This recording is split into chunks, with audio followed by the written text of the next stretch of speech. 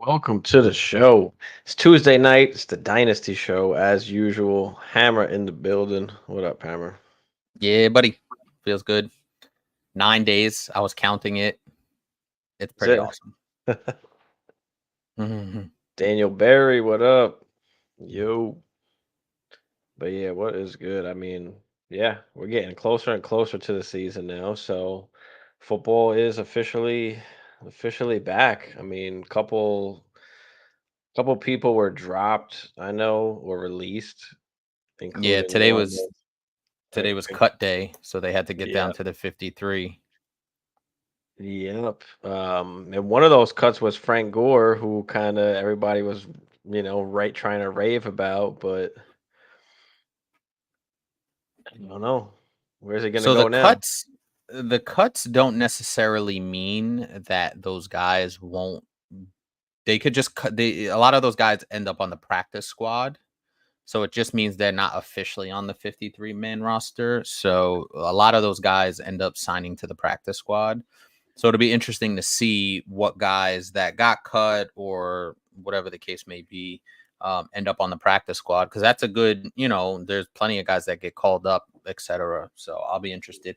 The Chiefs cut one Kadarius Toney. That was pretty interesting. So it's interesting, but not surprising, I guess. That's the best way to put it. So that's been in the works kind of for a little bit. Like we've heard Yeah, you kind of rumblings see of that that. coming. Yeah. Kev in the building, the roll. What up? What's good, y'all? What up, Kev? The CD Lamb got the deal. Yep. Big time money. And now Mary what does that Jones, mean blank. for what does that mean for like Ayuk now? Jamar. Who's still waiting, right? Jamar. I mean, at least the market is getting more set, so these teams gotta make a decision. Yeah, I'm actually very interested to see what the Bengals do with Jamar Chase, because the Bengals notoriously are a very cheap organization. Now, obviously, they shelled out for Joe Burrow, but they're playing hardball with T. Higgins. Obviously, Jamar Chase is playing on that fifth year option, I believe. And Jamar Chase wants a new deal. He saw Tyreek Hill get paid. He saw St. Brown get paid. He saw Devontae, obviously, a couple years back get paid.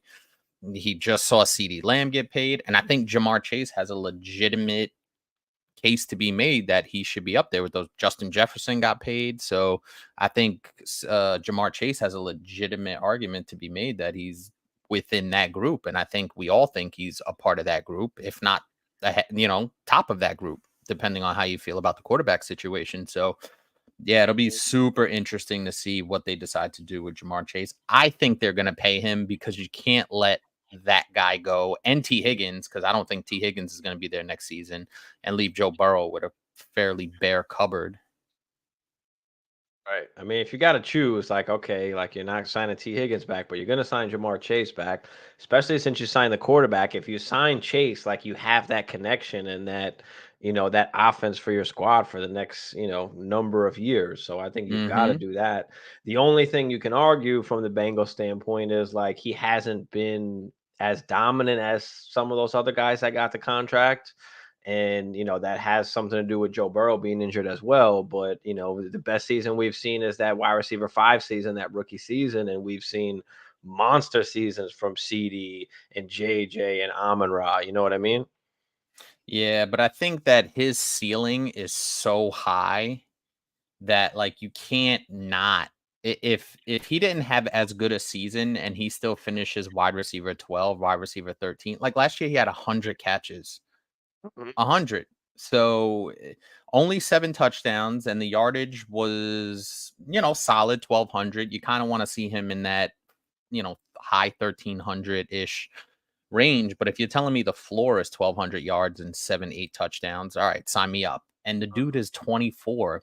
He's not 28. He's not 29. He's 24. Right. No, I feel you. I So love Chase this year. I think he's got a shot to finish as the wide receiver one. And I think, Joe Burrow can have a killer season as well. Just a matter of these guys staying healthy. yeah, that's always going to be the case with Joe Burrow. And the thing I like about it is that Joe Burrow's had no issues this offseason. There hasn't been a single word about Joe Burrow's issues. And he had the wrist surgery last season, in the offseason. So, but there's been no real issues. His progression's been fine, and he's going into the season pretty much as healthy as he's been in the last couple of seasons. So I'm super excited to see what Joe Burrow and company can do. I mean, that one season where Chase finished, wide receiver 5. I mean, Burrow threw for 4,634 tutties. Like, so we know that's in the realm of possibility. It's a deadly combination. And could go even more. Yeah, exactly. So yeah, I like it. Doug said time for neck pops. What up, Doug?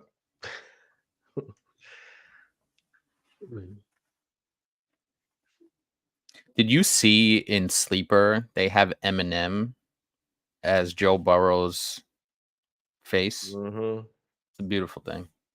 Yeah. I mess with your Sleeper. OBJ missing the first 4 games. I think we had Jonathan Brooks missing games. TJ Hawkinson. TJ, yeah, we kind of expected that. Kyron Williams to return punts. I don't know what that's all about, but that doesn't make any sense to me, but okay. I don't know. We'll see. We shall see. But yeah, I mean, tonight's show, we're going to talk about basically two players, DK Metcalf and George Pickens. We'll talk a little bit about those guys. And then, of course, any questions guys throw out there. We're here. Trade questions, draft questions. Could be redraft too. It doesn't have to be just dynasty. Just be specific to your question. But let's talk about DK for a minute, who is getting a little bit of hype this season. Gino trying to get back into form. I mean, we haven't seen like a dominant season from DK since, that 2020 season. He's got one top 10 season, 1,300 yards that season. Other than that, a couple 900-yard seasons, couple 1,000-yard seasons. I know the quarterback situation hasn't been great, but he's been basically a wide receiver 2 or a high-end wide receiver 2 with some, with that upside. Possibly a free agent in 2026, so he'll have a choice where to go depending on what the QB situation is. But new offense this year, hopefully passing the ball more. So I really do like DK this year. From a dynasty perspective, I like it as well. So, I had just posted something about DK. Can we tear down from, some of those guys in the upper, in that upper tier, like the Olaves or the Londons, right? Can we tear down to DK in like a first, right? Can you gather the extra asset on top of DK, right? Or can you tear down from DK to like a McConkey in a second, something of that nature, where you're still going to get hopefully solid production, but you also get the asset. So I'm for both, buying or selling DK depending on the situation, because he's in a good spot. Like, he's kind of valued right in the middle of those wide receiver 2s. So you can use him to tier up, you can use him to tier down. You have your choice there, but he's going to give you solid production. Yeah, I've always been a fan of DK Metcalf just because I love the physical nature of his game. I love that he is 6'4", 200. Like, he's a freak athlete, right? And when your game doesn't depend on speed necessarily, and he's ridiculously fast to boot on top of those measurables I just gave you, I feel like that will translate a little bit better for dynasty value, because he's always going to be that red zone target. Now, he hasn't necessarily lit up in the last 2 years in terms of total touchdowns. He has 14 touchdowns in the last 2 years, But before that, his first 3 seasons, he had 29 in his first 3 seasons, only 14 in the last 2. So is that a product of the quarterback play? Is that a product of Tyler Lockett still being pretty productive going into his, age 30 and beyond season? Is that JSN, getting more involved in the receiving core and maybe taking away some of those targets? Because if you look at it, his previous 3 seasons to this past one, he had 129 targets, 129 targets, 141 targets. Last year, even in 16 games played, he only had 119 targets, which feels a little bit low for him if you're looking at him as the wide receiver 1 on that particular Seattle team. So it was a little discouraging to see that low amount of targets, but it still translated into a very high yards per target and a very high yards per catch average. So he was making the most of those catches when he did get them. And we did see a Geno Smith regression. So you can attribute it all to that. I just wonder, like you said, what the ceiling is. And he's still 26. So he's not, that old. You feel like he's right in the prime going into his 6th year. So, but with Tyler Lockett still around, which I was very surprised that Tyler Lockett came back to Seattle. We kind of assumed that Tyler Lockett was going to go and it was going to be JSN and DK. But obviously that's not the case. So I think that he kind of is that, like, he is what he is. You know what I mean? Does he have the potential for double-digit touchdowns? Absolutely. Should you bank on it? Probably not. So if you're looking like last year, 1,100 yards, I would like to see the receptions go up. I would like to see him go from 66 to maybe in that 90-ish range in terms of receptions. But the 8 touchdowns is fine. It just feels like he has a limited ceiling because of the quarterback play, and he has other capable pass catchers on that particular team. So the value for DK is going to be there because I think, like you said, a lot of people have kind of, what's the word? They don't look at him as that true dominant wide receiver 1 like we did 3 years ago, coming off that 2020 season you were talking about. So the value can certainly be there. And if you're going to slot him in as your wide receiver 3, which most people kind of do, you got your 1s, obviously, then you got your 2s with upside, and then you can have your DK slotting in as your wide receiver 2 or 3. I don't really think that makes a difference, but he definitely gives you touchdown upside. I just wonder how high that ceiling actually is. I mean, because like in that 2020 season, he was wide receiver 10 in fantasy points per game. Other than that, he hasn't been better than wide receiver 20 from a fantasy points per game basis. And like he's a solidified wide receiver 2, like we're saying, but he does have the upside, to finish as a wide receiver 1. But let's say he does finish as a wide receiver 1 this year. I don't think that vaults him into the top 10, 12 of dynasty wide receivers, even still. I don't know. I just don't think it does. But when we are looking at the upside, we were talking about the red zone targets. He was 6th in the NFL in red zone targets. So the opportunities were there. He just didn't come down with them, right? 12th in air yards, 6th in yards per reception. So he's getting looked at down the field. He's making big plays. It just didn't turn into as many touchdowns as we wanted to and as many yards, of course. So, like you said, he has the upside to have that 90 catches. And then you're talking about JSN as well. JSN getting more acclimated into, the offense, a different, offense this year. Tyler Lockett basically on the decline. So, does JSN step up as well? Like, I like JSN this year a lot. I think he's a good buy. He's relatively cheap. He's not as expensive as he once was. Like, he was once, valued in like that top 10 area. So from buying JSN, I'm okay spending like a late first on JSN. Or you could probably get him for a second and a piece, to be honest. I mean, like, he hasn't broke out yet. People are a little bit down because of the expectation in that first season, but we kind of knew going in, like, it might be a little difficult for him to kind of shine with 2 guys there that have been top 15 wide receivers the last few years. So, we expect him to kind of take a step up and for Lockett to take a step back. So, we'll see what happens.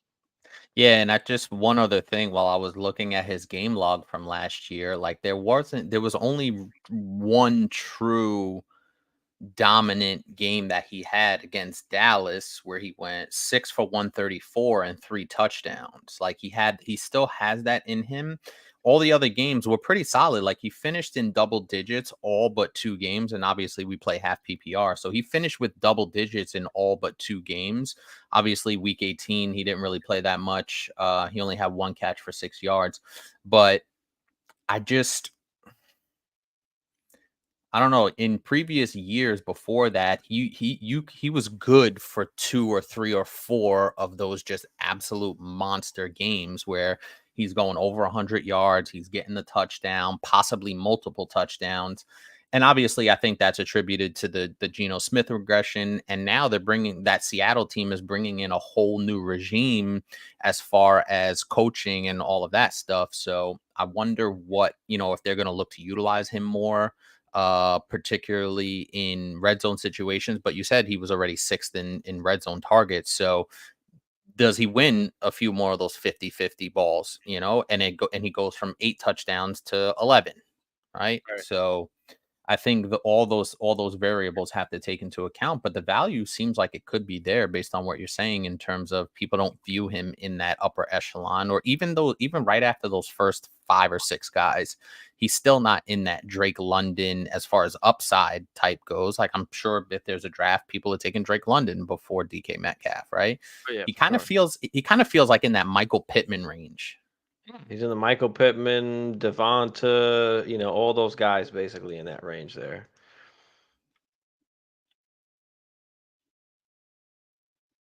Let me pull up where he is on Keep Trade Cut real quick.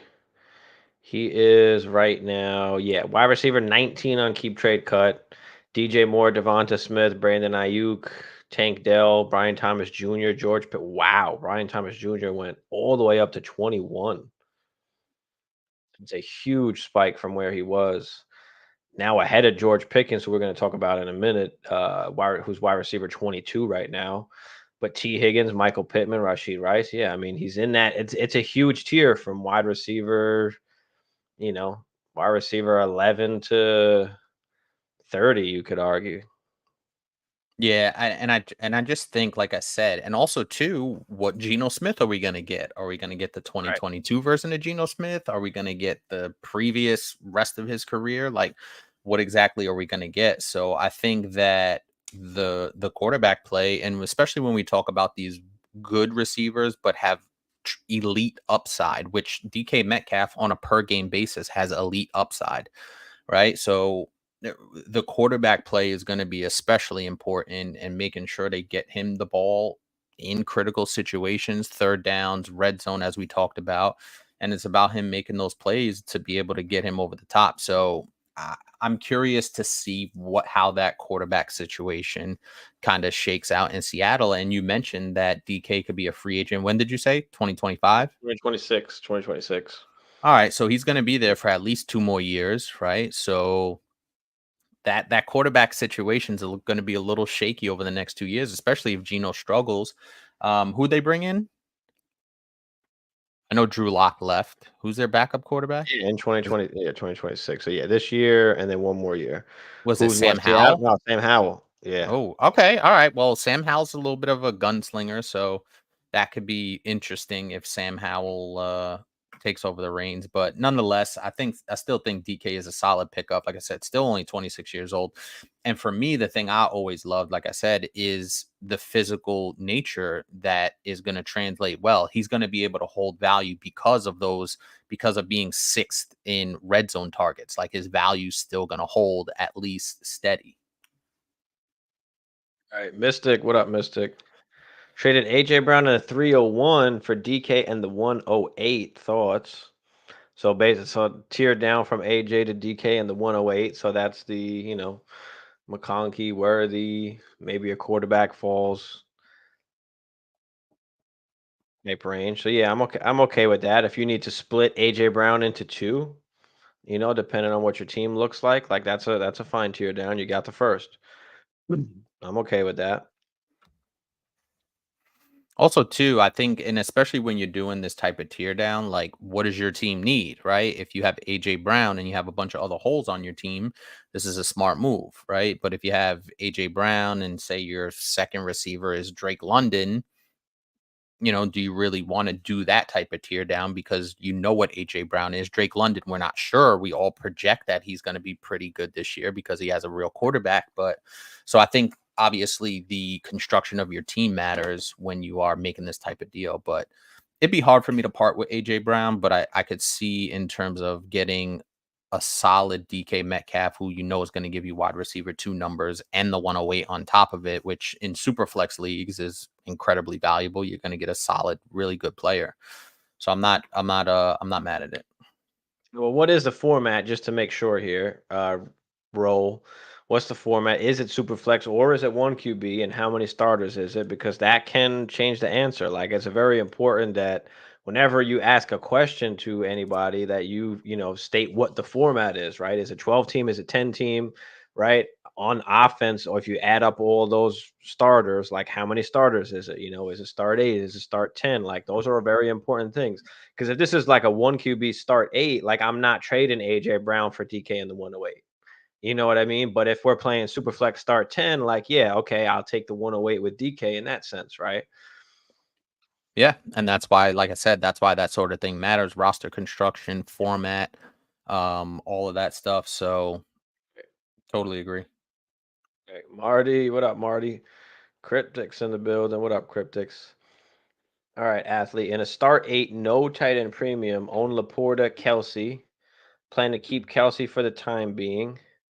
Outside of their weekly matchups, how would you navigate owning both? Pick wise, wouldn't give up less than a first.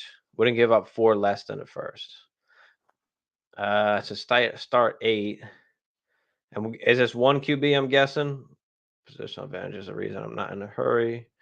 Unless I get a really good offer, I'm a contender. Yeah, but now is kind of the time because you don't want Kelsey to just fall apart on you. So who needs a And then he tight has end? no value. You got to Yeah. think also, it's also start 8. So there's a lot of good tight ends out there. There might not be many suitors that are willing to pay for Kelsey. So you got to take that into consideration of like what you can realistically get from Kelsey. And I don't want to decide who I have to play each week. Like Yep. you're going to Agreed. lose that battle.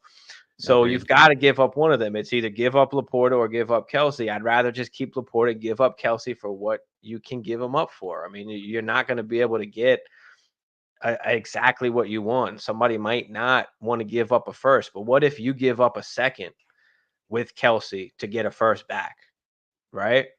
What if you give up a third and a piece with Kelsey to get a first back, right? If you add another player to it, maybe a package, what else? What else does that team need? Is it a running back, a wide receiver? Maybe you can give up with Kelsey to get the first, right? You got to be creative. It's not just going to be Kelsey for a first, especially in this type of format. So I take what I can get for Kelsey and just live with Laporta.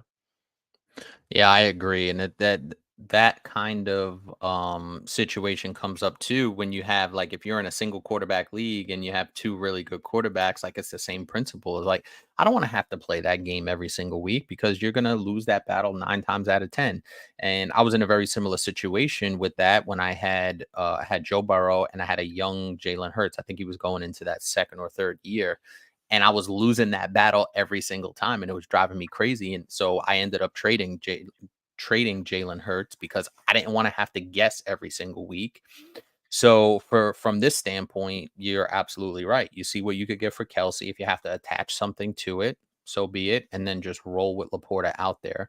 I would imagine even in a start 8, he said it's a 12-team super flex. So I would imagine Kelsey, you can trade Kelsey. Like I But think just you think should be about able to some of do the that. other. Think about. Hold on, let's pull up just the tight ends real quick. Trey So McBride, we can see what we're TJ dealing with Hawkinson is here, because you hurt. gotta TJ Hawkinson is hurt. right, I because you know it's only gotta 4 games, but Mark Andrews, right. So McBride, Kincaid, Kincaid, Pitts, Brock Bowers, Andrews, Pitts, yeah, Bowers, Ferguson. There might be a couple Fergie, suitors that yeah. might wanna take on Kelsey, but they've got to also be a contending team. And they've also have to have something that you might want. Do they even have a first round pick? Like, So, the other thing you can do is just kind of hold on to Kelsey for now. Maybe somebody's tight end gets hurt during the season and is desperate for a tight end and might want to pay up at that point. Or if Kelsey's putting up crazy numbers, maybe you can get a first for somebody that's desperate. But the truth is Kelsey is just not that valuable anymore. He's not valuable until he is basically, until Yeah. somebody's team Yeah. falls apart at the tight end position and is going to need a tight end. So, Which is you gotta definitely put together some kind of package. it's definitely possible. And I do see a world where you'll be able to get something for Kelsey, but like you said, the timing is going to be everything on this because they're not scoring points right now. And I will say this though, obviously with TJ Hawkinson missing the first 4 games, and you basically rattled off 6 or 7 tight ends. Like after that, there's room for Kelsey to be moved, but you might not get exactly what you want. So you're probably looking at another year or 2 out of Kelsey, and it's going to have to be a contending team, exactly like you said. There's no tight end premium either, which means he's even worth Even even less. less. So Yeah. you kind of just have to take what you can. Like, you might not be able to give a first, like I said, unless you give up a second. Give up the second with Kelsey and take somebody's first. You're a contending team. Like that's what you're gonna have to do in order to get, Mhm. a better asset. And that's just because of the format. It's just shallow. It's start 8 and it's a super flex. So positional advantage is the reason I'm not in a hurry to trade Kelsey unless I get a good offer. That's true, but I don't know how good of an offer you can really get. Marty Cryptics, we said what up. You might be getting Sam Howell. Yeah, we'll see. We'll see. Nick, what up, Nick? In an auction, keeper only can keep one Bijan at $58 or Dell at $1 or JT at $11, $200 budget. Damn, Bijan's 58. That's That a big is chunk. that's a 1/4 of your money. So Is JT the more value there? He's got the contract. He's in a running offense. Is JT the better value? Are you going for the gusto with Bijan? he might be, but is that replaceable with whoever else is going to be out there? You know what I mean? Or do you just go with the Bijan, who could be the next big thing? Like, I think that is kind of pretty steep because that is, again, like I said, a fourth of the money that you have. So, you're gonna have to spend cheap on the rest of your squad. Like, you might if you hold on to Bijan, like you have to just be patient as hell in the auction draft and wait for everybody to spend their money on some of these stud guys, and then you got to start, Getting picking some up all these value. mid Hmm. dudes. That could, that's gonna cost you a lot less. So I guess I'd be okay with Bijan, like depending on like the rest of the format. What is it exactly, and what's the other rules with the keeper? Like, is it every year you get to keep only one player? Like, how does that work? Like, would Bijan be $58 next year as well? Derek, what up, Derek? Mystic said 12 team super flex start 11 1.5 tight end premium, gave JT a projected early first, got Canine, Flowers, and my own 25 first back. I am now for sure contending. I'm looking now to package my first and Lad McConkey for a wide receiver to tier up. So he gave up JT and an early first, and he got Canine, Flowers, and his 21st back, which is going to be projected late as it sounds. In a 12 team, so you're looking at 9 through 12. And it's a And start. early you can estimate 1 through 4. Hmm. I feel like if it was if you gave up that early 25 first, you could have just and maybe you were looking to kind of tear down off of JT. So you split JT into Kenneth Walker and Zay Flowers, and you did a first round swap. So is that? I mean, you're still in the first round. So, and to be honest, how do we know? I mean, I know you said you're for sure contending, but a lot of crazy things can happen with that first round pick. So I guess you could just take it as Lad and the 25 first, and where do you want to go with that? Yeah, I mean, you got your first back, so you control your destiny, right? If shit hits the fan, you at least have something to fall back on. Yep. I don't love giving up the early first, but it is a start 11, and you split JT into K9 and Flowers, so that that helps you, and you still got your first back. So, and now you're trying to tier up from McConkey in the first. I'm curious. Did you say McConkey in the first? Is that what he said? Yeah. Yeah, Mm-hmm. McConkey in the first. McConkey in his first. I'm curious to see what the rest of your team looks like. Like, is it worth it to tier up? It is a little bit deeper with the start 11.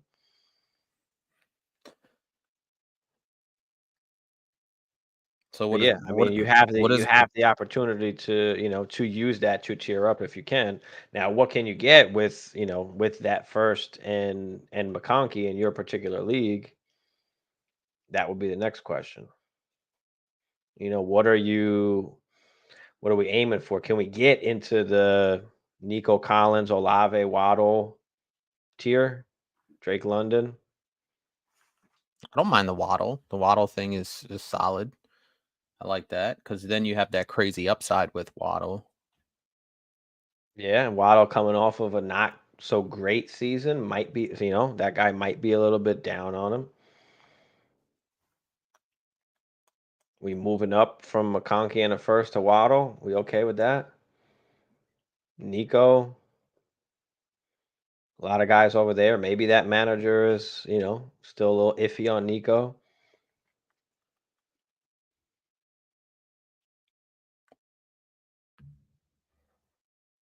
I think Team is Waddle is a Lamar, solid play.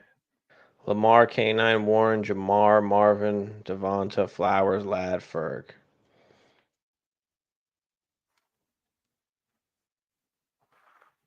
Okay. That's a Wait, solid who's your team other quarterback? Oh, with Purdy. upside. Purdy, super flex. Okay. So you got Lamar and Purdy, and you got Jamar, you got Marvin, you got Devonta, you got Flowers. I'm curious, Mystic, if you already had Jamar Chase, Marvin Harrison Jr., and Devonta Smith, why you split JT into Flowers and Walker. Okay with that because it's an extra starter. It's a Yeah, no, start 11, so it's a I little get deeper. that. So That was a powerful team though. I'm good with that.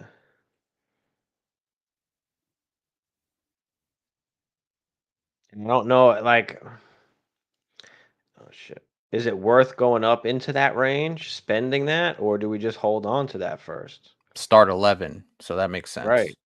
So, like, if I'm gonna move up, like, I'd rather get to the elite range if I can, and not like underneath that elite range. You know what I mean?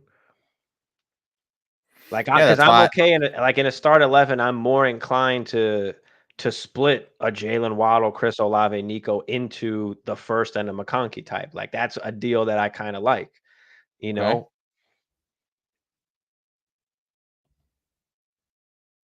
So is it really even worth it to go from, McConkey? I would say unless you can get to like the AJ Brown range, I don't know if I'd necessarily want to do it. That makes a lot of sense. Can you just hold on to the first? Maybe, during the season you are contending and now you can use that, you can use that first to go buy somebody. Or if shit hits the fan, you got your first to fall back on. Like I'm not so quick to spend my first. So I think that's the biggest thing, right? I mean, Lamar's a rushing quarterback too. Like, right, there's a chance he goes Yeah, down, and now you don't have your first on top of it, and that's gonna hurt more afterwards. Like, I don't know if you need to spend it and do that right now. just have that in your back pocket as your safety net Right, parachute type right. I don't thing. know if it's necessarily that time to do it. Yeah, I can see that scenario. And who knows, maybe Lad actually plays and balls out a little bit, and you might be able to get even more, right? You may be able Yeah, I mean, to we're hoping he's a wide receiver too, at least, take right? advantage of some upside there. Yeah, I don't even think I really want to tier up yet, Mystic. Like I said, unless you can get to the elite range, like I don't know. I don't really want to get into the upper middle range, you know? You want to go for the gusto. Albert, what up, Albert? My last flex would have been QJ. Yeah, I mean, so you're not. I don't know if I would say you're necessarily ready to like compete and go for the gusto. Like, so I'm not gonna spend my first right now. Like, I'm gonna wait on that. You know. He's also got Jaden Reed. He said that's good. Got some options there. You got some depth, which is good. It's just It's what you need an in 11. that deep of a Yeah, league. start So 11, 12 team. we are always trying to get some of those elite players, but it also depends on the format, right? Is it worth it to have some of those guys Mm-hmm. when you need a little bit more depth in a league like this, right? There's a lot more starters to go around. The available starters or the replacement level, a lot more people can start. For Like you can sure. survive with Jalen Warren as your RB2. Like there's just a lot of starters.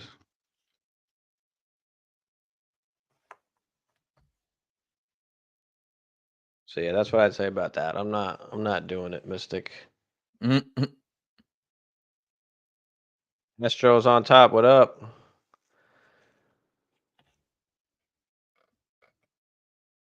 All right. How we feeling about rookie McConkey? Charges, hoping he turns out to be Herbert's new fave player.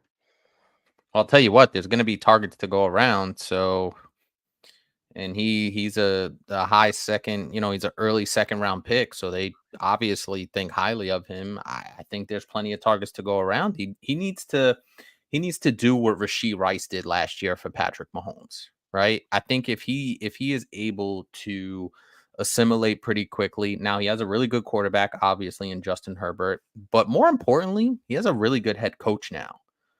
So I like the combination of John Harbaugh with a Justin Herbert with a Lad McConkey. Obviously, they have Josh Palmer. They have a couple of other returning guys, but there's plenty of targets available and no clear cut go-to guy, a la the Chiefs last year, outside of Travis Kelce from a wide receiver standpoint. So if he can come in there and kind of show he belongs and earn that trust on a game in, game out basis, a la Rasheed Rice, I think he Mhm. has pretty good upside in emerging as one of those go-to targets for Justin Herbert. I like McConkey. He's a good route runner. Herbert trusts him. Like he's already said, like the guy runs routes like a veteran.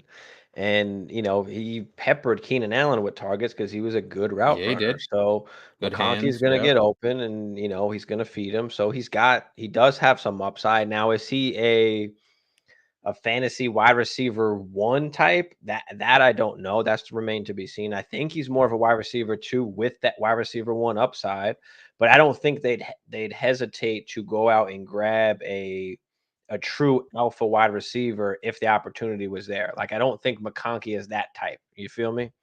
Yep. And what's interesting is like the opportunity. We always talk about this in fantasy football, right? We talk about opportunity, we talk about obviously the player's availability, but the opportunity and the situation. And I kind of outlined that with John Harbaugh and Justin Herbert. So you got to love that combination of things. Obviously, not seeing him get on the field yet, you can only project based on those things. So it's a really good situation for him to be in. And I think that's why there is a lot of hype and a lot of optimism for him, is because we're looking at the situation before games even start. And we're like, there's no go-to guy on the skill position. And also, too, don't forget, Austin Eckler is out the door and he accounted for a ton of targets in the passing game as well. So you're talking about between Keenan Allen, Mike Williams, and Austin Eckler, you're looking at 250, 275 targets over the course of a full season that are out the door. I like his chances of absorbing, you know, a good chunk of that. So And let's they go. might not throw as much, but he'll have like high quality, like efficient targets. Like, and that's the main thing now is I think we're going to see a little less passing volume, but a lot more like efficiency. Efficiency, Right. which is always good. And now, how good is, and you said you had mentioned that how much, volume or efficiency over volume. Now, how much of that is going to be red zone volume, right? Because do we project them to be that great of a team and that great of an offense with all of the proven skill guys that went out the door? So that's also going to be a factor too. Are we going to see a ton of red zone work where a lot of players do their damage, especially a guy like Lab McConkey, who's a good route runner? So that's going to be very interesting to see. Yeah. Or does Herbert just start throwing in touchdowns? Like, they don't necessarily have a great running Mhm. back situation. I mean, they've got some guys that can play, but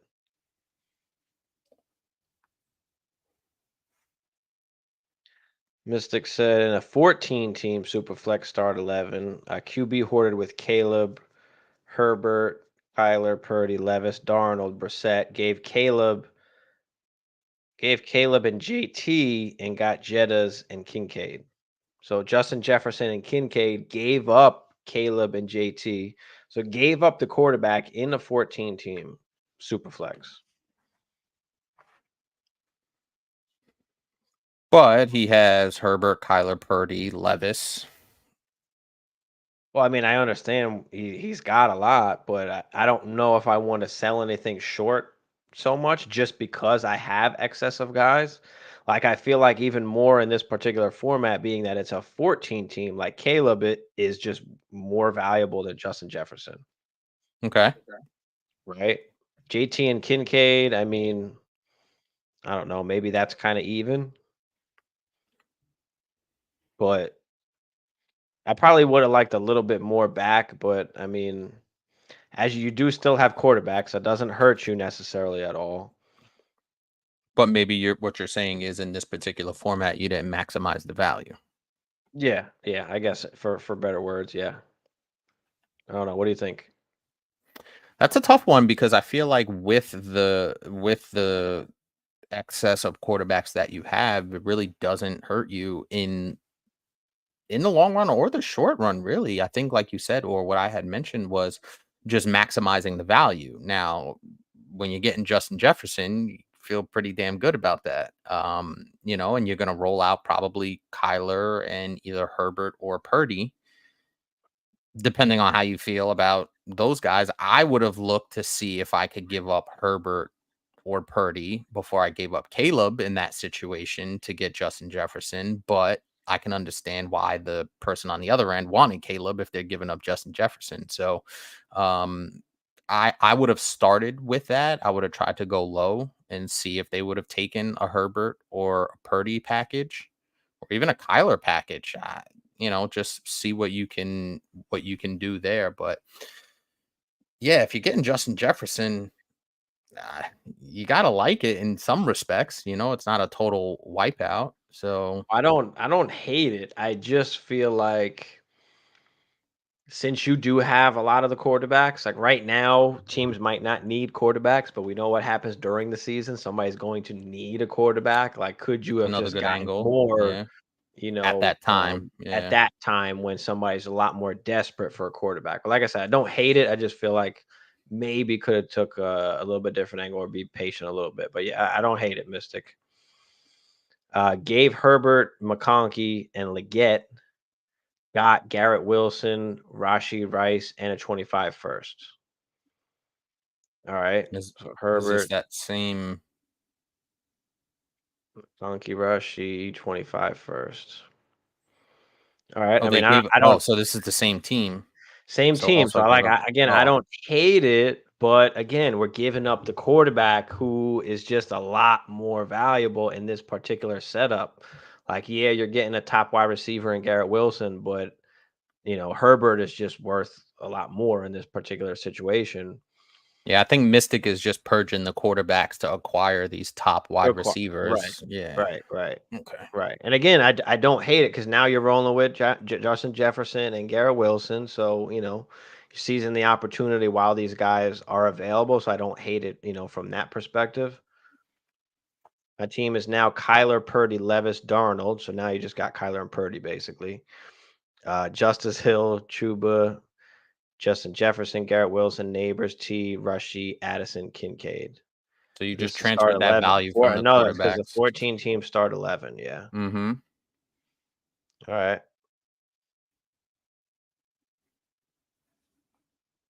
Man, those 14-team leagues are just a beast, especially when you're talking about super flex. Sheesh. Right.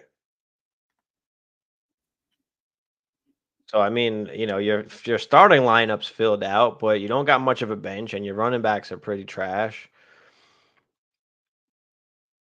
Right, because that's the thing now in the start 11. Like, yeah, you got some of these big dudes, some of these hitters, but the Mm-hmm. hitters don't necessarily they don't make as much of a difference when you're playing in a lot deeper format, right? Yep.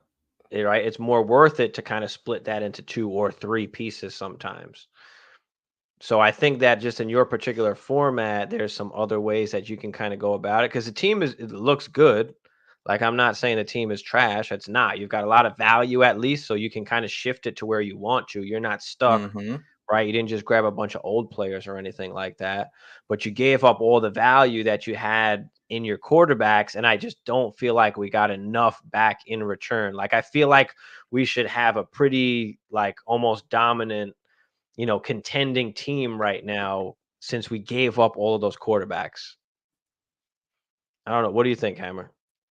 I like the Kyler Purdy starting quarterback combination. And listen, man, those wide receivers are Jefferson, Garrett Wilson, Neighbors, T. Rashi. I love that combination. But like you said, somebody would have gotten really desperate because you have all those quarterbacks. And you basically had with Caleb and Herbert, along with Kyler Purdy, you basically had four of the top 12-ish quarterbacks in fantasy, particularly in a 14-team super flex. So I will say, to bottom line it, I do think there could have been more to be had during the season because quarterbacks are going to get hurt.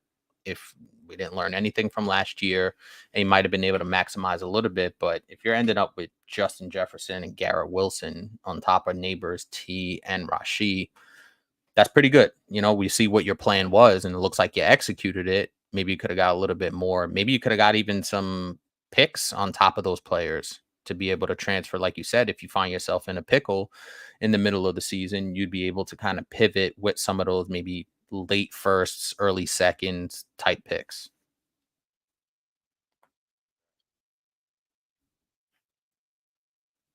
An inbox offer. Give Higgins, get Kirk, and a 25 first. Same format. You've asked this in the whatchamacallit, in the Discord. Discord, and I've told you go and grab it now. Again, it's a deep format. Like give me the first round pick. Like Kirk is going to give you solid production. Like Higgins, I don't think is ever going to get into that top 12 of dynasty wide receiver range. Can he move up in the particular tier that he's in? Yeah, but he's not an AJ Brown, Justin Jefferson, CD Lamb, Amon Ra type. He's just not. That's just the reality of it. And so I'm taking the first to go along with the veteran production in Christian Kirk. Yeah, and obviously you're just going to go based on what the situation is for this season, but it looks like T Higgins is going to another team next year. So Sure. at that point, you could buy back in, as you like to say, but because you're getting the first round pick, that is going to hold value. And you could be able to mess around with that first round pick later on. Especially in a 14 team, even more valuable, super flex. Like, that pick is gonna be valuable. Yeah, take that. Nino, what's up, Nino? Which side you taking in redraft? Patty Kelsey and Pickens or Hertz, Kincaid, and Ayuk? Patty Kelsey, Pickens or Hertz, Kincaid, and Ayuk. It's a pretty good one. That is a pretty good one. We'll break it down. Do you want Mahomes or do you want Hurts? Hurts by a little, but not by much, but by a I would little. agree. I would agree. Do you want Kincaid or do you want Kelsey? I don't know. It's kind of a toss up. I'm a little scared of Kelsey because he hasn't, been relatively healthy. Do they ease off a little bit to save him for the playoffs. There are some other guys around on that team now also that Patty can spread it around to. Xavier Worthy, Rasheed Um, Rice, you know, Hollywood will be back soon. right? Then you talk about Kincaid, where there is a ton of targets that are available now, but at the same time, you've got this fucking Dawson Knox thing hanging in the wind, and he's on the damn field, and he's running routes. So, like, is that a little Oh, bit? that's funny. Does that take away a little bit? Is that a little bit scary? And then you've got Ayuk and Pickens. I mean, yeah, I'd rather have Ayuk, but you could kind of even cross those out. Like, it doesn't matter. I'll take one or the other. Maybe Ayuk just by a little bit more, but With you know, Patty and Kelsey, you're getting the stack. There's a little and bit of value there. you are getting the stack with Patty and Kelsey. So, what do I'm you do? gonna lean on that Mahomes Kelsey just slightly, just because I do Right. like the stack. And listen, Kelsey is still gonna be the go-to guy in critical situations and in the red zone. It made me nervous, and I've said this on shows before. It looked like Kelsey took a little bit of a step back last season. It looked like he lost maybe a half a step. But he's still obviously fantastic. But he's 35 years old, and he plays a position where he takes a lot of abuse. Like he's a very physical player, and he plays a physical position. So at some point, that is going to manifest itself in a decline. However, I'm still gonna bank on that. If there's one thing we know in the NFL is that those old, like that Tom Brady to Rob Gronkowski connection, it was always there, even when Gronk got a little No. bit older and But slower. I think that it's close enough to where Give you I the don't want to upside. take the chance on George Pickens. I'd rather take the safety in Ayuk. Like Yeah, Pickens has the opportunity this year to ball out, right? He's the only guy there. Like he has a great opportunity, yeah, especially without, I hear without it. Deontay there. There's nobody there. But there's also the flip side of that where he's playing in a fucking Arthur Smith offense who might not use him properly. There's the quarterback situation is bad, right? We Like saw this what could happened to go Drake London in Atlanta. right, right. This could go very badly for Pickens, or it can go very well, right? Do you want to take that chance when you know Hurts is going to be top 5, top 3, right? You know that Kincaid is going to be at least decent. We don't know if Kelsey's going to hold up, right? And then you've got the safety of Ayuk over Pickens. So I Yeah, it's kind a of like tough the one for me. Hurts side. It's a tough one, but I think for me, Ayuk is just the breaker for it, I guess. Now that I'm kind of thinking about it and talking it through. That's fair. I'm gonna lean on old reliable, but there's definitely it's a lot closer than it may seem on the surface. Just because you look at Patrick Mahomes and Travis Kelsey, and you're like, that should be automatic. But we're getting to that point where it's not necessarily as automatic as it was 3 years ago. Right. The old guitar, what up? QB1 Hurts, RB1 and 2 JT Monty. Wide Okay. receiver 1 and 2 Amon-Ra Puka, tight end 1 Mm-hmm. Kittle, 3 flex Rice, Olave, Higgins. It's nice. Have the 1-1-1-3-1-9. What should I do? So it's got to be 1 QB, right?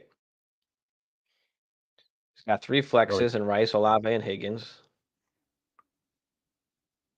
And I he's got mean, Dell hanging out there with a ton of draft capital. right. So I think easily for the 1-1 you're taking Marv, right? And at the 1-3 you're taking kind of who's left between Odunze and Neighbors.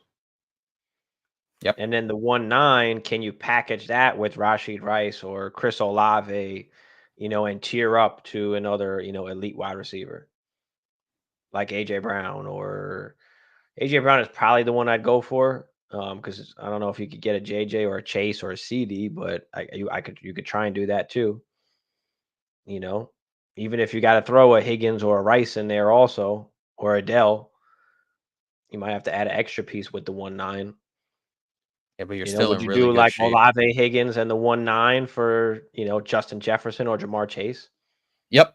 in a 1 QB? Like, yeah, right. You have a little bit of that excess. Can you get another dominant wide receiver, especially since you already have a Amon-Ra and a Puka? I'm okay with just holding on to Kittle. JT and Monty are fine. That's You got good probably like value there, and you want to take advantage of that, having that draft capital, like you said, and with a ton of guys that are, valuable. Like Olave is still very valuable. People will still pay for, you could right. still Higgins. I feel like T. Higgins is one of those guys, especially going into this season, where he's a package guy that you can still attain. You could tier up to, because Right. people will take Higgins plus for Hmm. something, you know? Right. And don't forget with the 1-1 and 1-3, you're getting two more wide receivers, top wide receivers. So now you True. could even play True. more with Rice, Olave, Higgins, and Dell. Like, tier up, Go, use those go, guys to tier up. And take you advantage of can those go to values. Amon Ra if you really wanted to.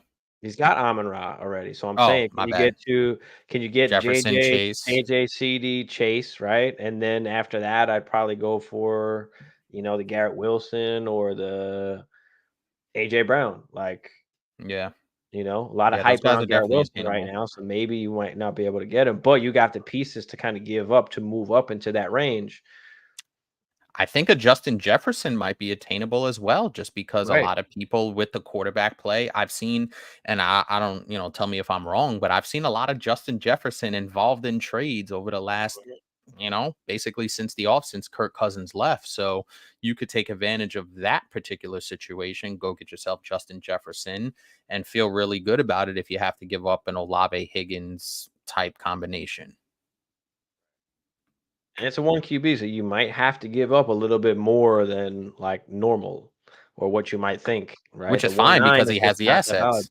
He Right, has the right, assets. exactly. So use those assets to tier up, stack up on some of these elite wide receivers, and try and dominate. I threw the Discord out in the chat, so if you aren't part of the Discord, just join the Discord, it's free. We're talking Dynasty all the time.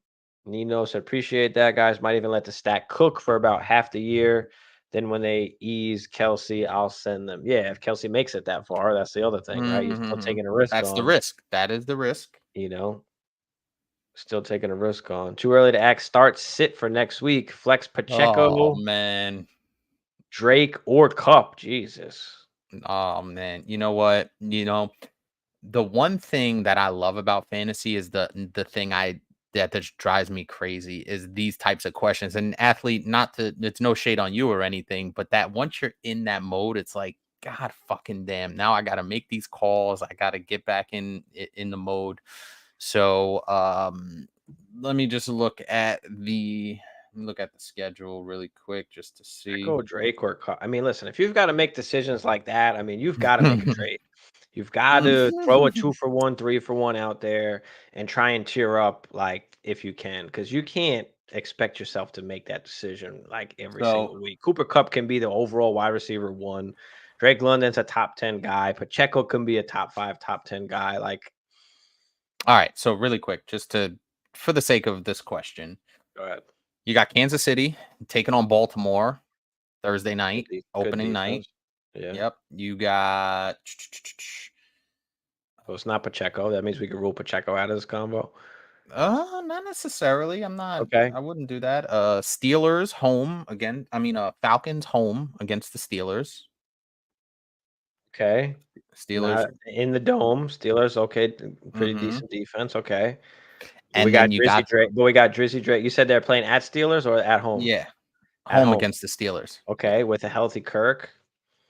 Mhm. I like Drizzy, okay. I like him more than And Pacheco. then you got Cooper Cup in a pretty good matchup. They're in a dome regardless because they are playing at Detroit. I think I'm playing Cooper Cup this How could week, you not dude. go with Cup? Like, I'm playing he Cooper has the Cup. highest upside, like, obviously he's got risk because he's an older player and he can get hurt, but, like, he's gonna get peppered with targets. They're playing Detroit, who's also a good offense. It could be a shootout, like, I couldn't agree more. yeah, give me Cooper Cup, but you can't just that's rough every week. I mean, every week I'm gonna play Cooper Cup over those guys. It doesn't even matter necessarily almost who they're playing. No issues for Cooper Cup As long as Cooper at Cup is all. healthy, like how can you not play him? There you go. Mystic 16 team Superflex start 11. All right, even deeper. 2.0 premium. 2-point tight end premium. Rate this team: Burrow, Dak, Pollard, Elliott, London, Pittman, DK Metcalf, Kirk, Rashid Rice, Gabe Davis, Dalton Schultz. Man, that 16-team super flex. That doesn't sound fun. No, but he's got 2 quarterbacks. He's got some wide receivers, London, Pittman, DK, Kirk, Rashid. Like, okay, I like that. Can we split? We just been talking about this kind of. Can you split London into 2? Can you split London into Devonta Smith and something, a Tank Dell, a Pickens, a Brian Thomas Jr., a T Higgins? Like, can you split London into 2 pieces?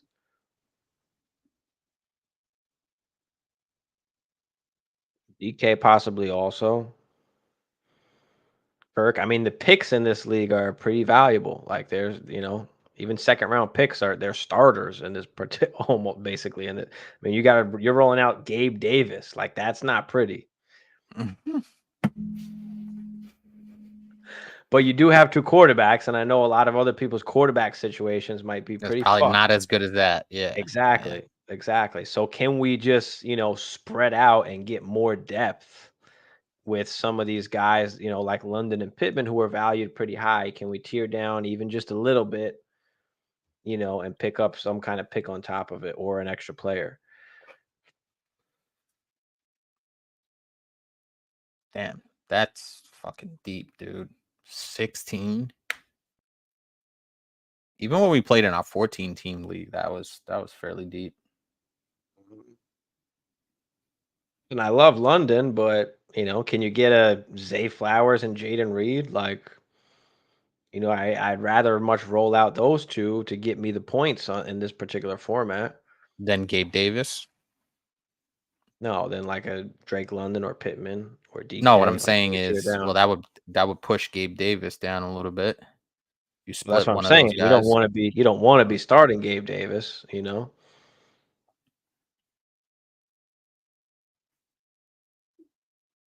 Right at a startup, no trades were made. Okay. Well, let's talk about Pickens real quick. Let's do it. So George Pickens. Some people say it's an upgraded quarterback situation. I don't know if I'd necessarily say it's upgraded, but I would say there's more hope, Stability. I guess. Right? Right. Russell Wilson, Justin Fields. We just saw what he could do with DJ Moore. Russell Wilson throws a deep ball well. That's kind of Pickens' specialty. Can we see Pickens with a higher target share with nobody else there this year? Can he transform into that wide receiver 1? I mean, we have averaged 12.3 points per game last year. Like, you can say the quarterback situation was bad, but he just hasn't been a guy that's like commanded targets. He was 10th in deep targets last year. He was first in yards per reception with 18.1, which is crazy. So he's getting the deep ball thrown to him, but not necessarily connecting. And is he that alpha? We've already seen that they've tried to grab an Ayuk, right? They've tried to grab an alpha wide receiver. So for us that play Dynasty, we kind of already know where George Pickens stands, right? He's not going to be a top 12 wide receiver, at least I don't think, at least in Dynasty, even with the breakout year this year. He could finish, 20th, 8, 10. What if he finishes top 8 to 12, right? What if he does finish as a wide receiver 1? Which, again, I don't think he does. But my point is that even if he does do that, it's not going to vault him into a range in Dynasty where people are going to absolutely want him and pay up, right? He's not going to be valued with some of those other guys in the top 15, top 20. Now, I will say this, and I've actually been a fan of George Pickens, and not only because of the highlight catches that he makes, but he does have explosive potential in there. I mean, he had 4 weeks last year. If you somehow made it to the championship week, in week 16, he gave you 4 catches for 195 and 2 tutties. And then if you made it to the championship, he gave you 7 for $131. So he also had games of 6 catches for 130, another 4 catches for 127. But that also goes to your point where he's not going to give you that safe floor that you look for in this type of, what you're looking for. So most games he's not getting more than 4 receptions, right? He only had 5 out of 17 games more than 4 receptions. Now he is a game breaker, right? He went 4 for 127. So you have to kind of pick your poison. Now that's with lousy quarterback play. So we're going to preface that by saying that the Steelers, maybe outside of the Jets, had some of the worst quarterback play in the entire league. So you get an upgrade in quarterback. Can his numbers improve from, what did he have? 63 receptions for 1,100 yards. And as you said, that 18.1 yards per catch stand out. That definitely stands out. So can he go from 63 and 1140 to 80 and 1250? 7, 8 touchdowns? Yeah, I mean, maybe. I just think even if he finishes like a top 10-ish wide receiver, let's say he finishes wide receiver 10, like he's still not going to really be valued, I don't think, in the London Waddle, Olave, Nico range, Devonta. Like I still No, think he's no, I don't think behind so that. either. You know But what you does know what that I'm make him saying? So I think that would that make him a value though? necessary. I mean, I guess, but no. Like I don't think his up. I don't think there's much more up that he can go. Can you tear down to a George Pickens from one of those guys and pick up a first? Like, would you be okay with something like that? Maybe. Like, but can he just be a solid wide receiver too? 3 even. I just don't think there's a. Let me put it this way: things could go. I think we said it before, right? Things could go really, really bad, or things could go really, really good, right? Do you want to bet on that, or would you rather just play it safe? Like, I don't like to bet on things in Dynasty. I'm not, I wouldn't say I'm a so-called expert or some kind of film dude. Like, Yeah, you I are. just Just call it what it is. no, I just like to put my money or bet in places that make more sense or more high probability. Like I don't want to deal with a George Pickens and that chance that he, loses value because the quarterback situation sucks and he doesn't have a great season this year. So if I have George Pickens on my team, I'm doing one of two things. I'm either tearing up to the elite range or to the, Nico Collins, Olave Waddle range, or I'm tearing down, right? Can I get a McConkey in a second round pick? Can I get a Zay Flowers, a Jordan Addison, like a Keon Coleman, and grab another piece or a pick on top of that? Like I'd rather do something like that of guys that are going to kind of hold their value or have an opportunity to kind of really push their value up. Like I'd rather do that than bet on the Pickens situation. Yeah, and I hear it. And the crazy thing about the Pickens situation is, number one, we know Russell Wilson's not going to be there very long, maybe this season only. And are the Steelers going to pay Justin Fields?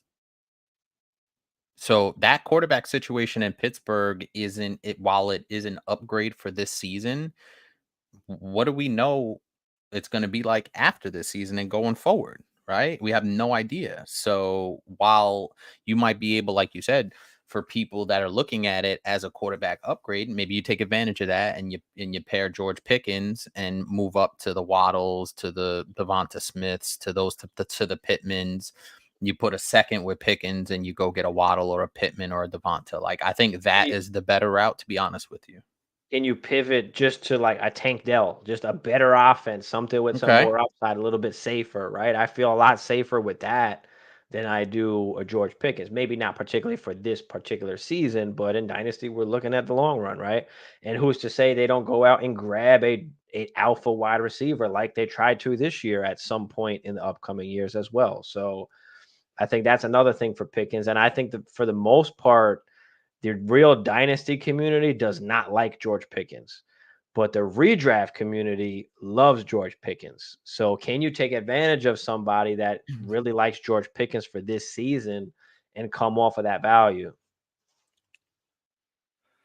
Yeah, I can see that.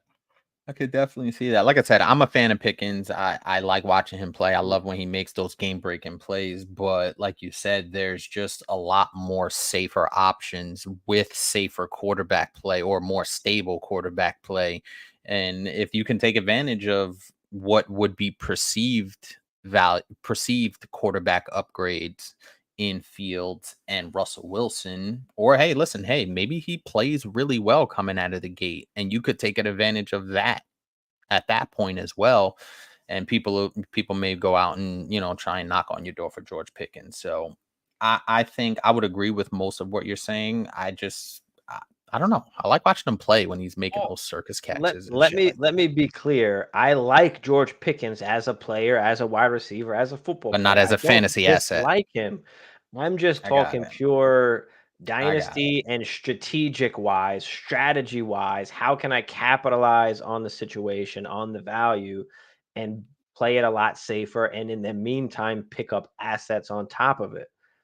Like that's all that I'm talking about with George Pickens. It's not that I don't like him. I don't think he's going to do well this year. Like I said, this year he has a chance to do well. I can see him finishing top 10, top 12 possibly. I just don't want to bet on it and I'd rather play it safe. That's all. And even going forward, to the point I was making earlier, is we have no idea what that situation is going to be. And you even brought up the Arthur Smith factor, where it's like, he had a really good young target in Drake London, and throw Kyle Pitts in there for that matter, and you saw what an Arthur Smith And offense did to Bijan. those guys. And Bijan, And there you go. Bijan. And these, I don't think this collection of playmakers or skill position players on Pittsburgh is as talented as those, guys in Atlanta. And you saw what Arthur Smith did to that Atlanta team. So I can understand it, just playing a little devil's advocate from that perspective. I just think that the upside is not worth the risk of like where George Pickens can go in the dynasty community. That's all. Right. Again, we don't Yeah. hate players, we just hate values. Right. That's kind of really all it is. And we're trying to find a way to get a slight edge in our dynasty, for dynasty, right? What's the real difference between, George Pickens and some of the other guys we mentioned that we like to kind of tear down to or tear over to?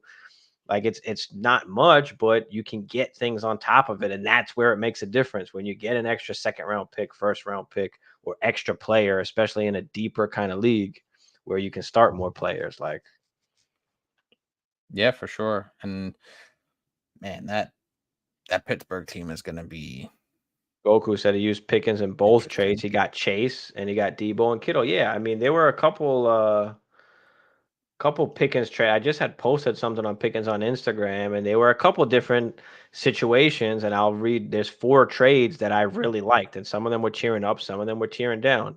George, and these were all super flex, 12 team start 10, full PPR with the half point tight end premium.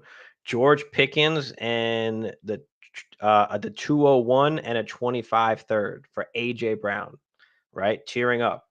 George Pickens tearing down to Lad McConkey and a second round pick. Tearing up from George Pickens, a 25 first and a 26 first to go get CeeDee Lamb. And then this one I really like. You trading away George Pickens and Chase Brown and Luke Musgrave and getting back Jalen Waddle and a 2025 second. So I feel like all of those trades are just good kind of pivot moves where you're getting extra pieces or you're getting that elite asset. For sure.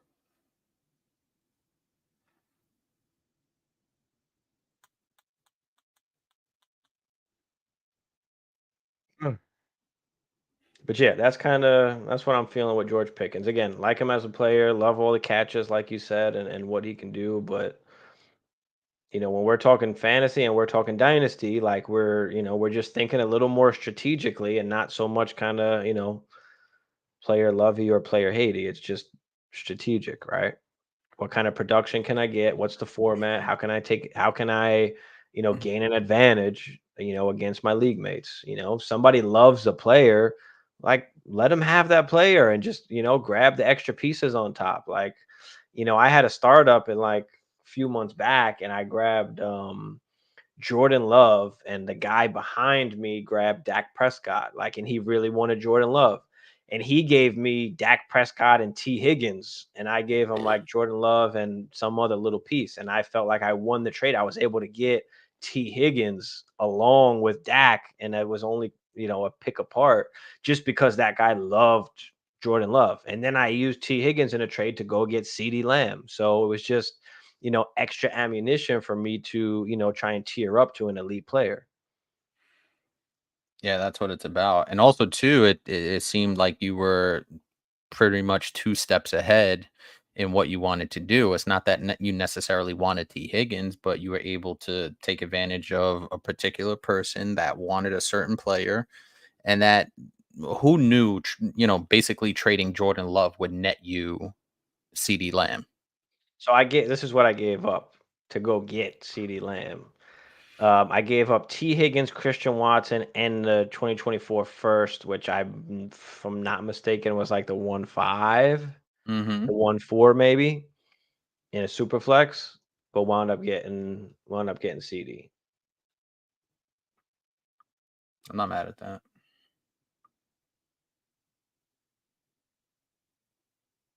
I actually want to go to that. I want to see what exactly the trade was for me to get. We did the trade in the startup, so it doesn't show the actual trade here. I hate that. I hate Yeah, when it that. just says, pick whatever. I'm like, fuck.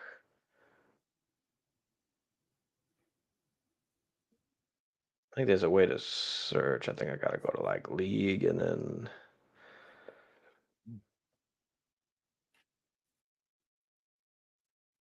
activity. Let's see if it's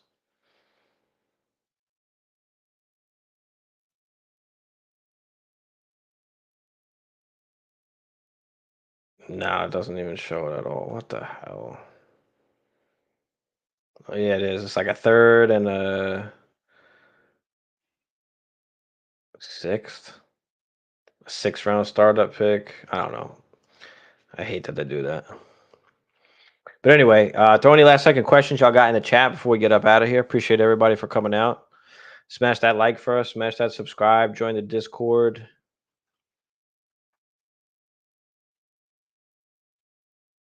Yeah, what else you got, Hammer?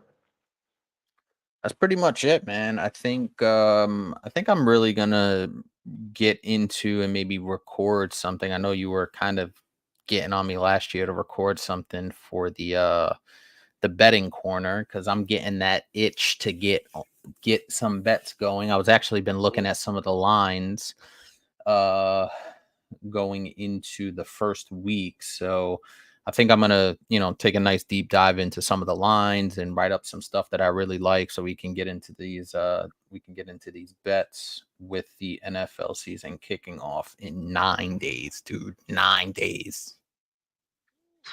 Yeah, that's crazy. And you know what's like you get normally we get that Thursday game and then we got to wait 3 more days, and that always felt like torture, but we get a game the very next day on a Friday. Like, that's just Yeah, beautiful. yeah, That's that just is. beautiful. And it's actually a good game, Packers Eagles. Like, I want to Right. see that. So really good job by the NFL there. And then the full slate. The Monday night game should be interesting with the Jets and the Niners. But yeah, that's pretty much it. I picked up I drafted Jamar Chase in one of my, I think it was your home redraft that we just did. Yeah. I really hope Jamar Chase gets paid now. Like, that CD came, that CD deal came through. So I mean, I think you will. They always try and play this damn hardball game. Like, just fucking sign the guy. Like, and you should have especially did a it guy like before that. when it was cheaper. You should have did it before. Especially a guy like that. The price is just going up. So, all right, guys, we up out of here. We'll see y'all next week, Tuesday, 10 Eastern. Peace.